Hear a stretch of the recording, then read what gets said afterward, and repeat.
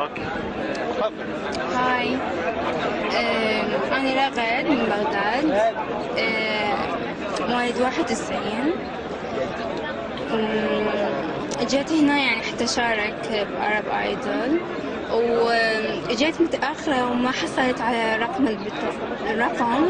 وهاي البنية أنا كنت مقررة إنه إذا ما أحصل على الرقم إنه أنهي حياتي لأن روحي ما تهمني. وهاي البنية أعطتني الرقم مالتها وأنقذت حياتي من الموت. طيب انت اول مره تشاركين بهيك برنامج في وجه سكون؟ نعم. اول مره تشاركين بهيك برنامج؟ يعني قبل شاركت بعراق ستار وما كان عندي حظ استمر بالبرنامج. ايش راح تقدمين اليوم اذا دخلتي ان شاء الله وتوفقتي؟ أنا متأثرة بهيفا وهبي. شفنا بانه هنا كانت مجنونة هيفا.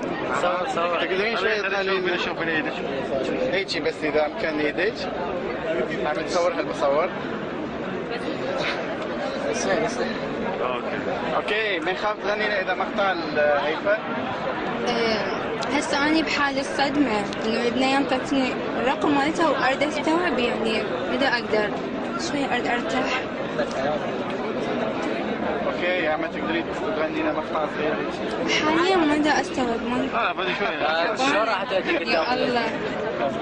لا ما أنا جيت بحالة صدمة إنه يأست، قلت لا خلاص لازم أنتحر اليوم أنهي حياتي. لا كلها لأجل هيفا وهبي. حياتنا سيدة ليش لا قالت تغني شو تغني؟ أكيد راح أغني لهم أغنية لهيفا. مقطع صغير نسمع مقطع. واو.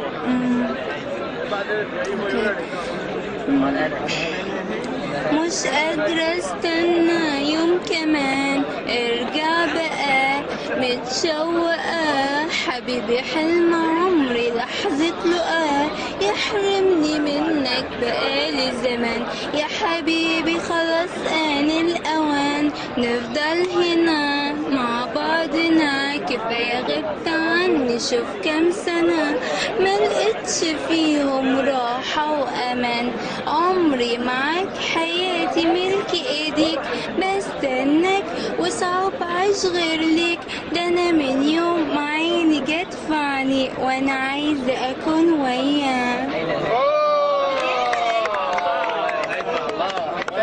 Thank you.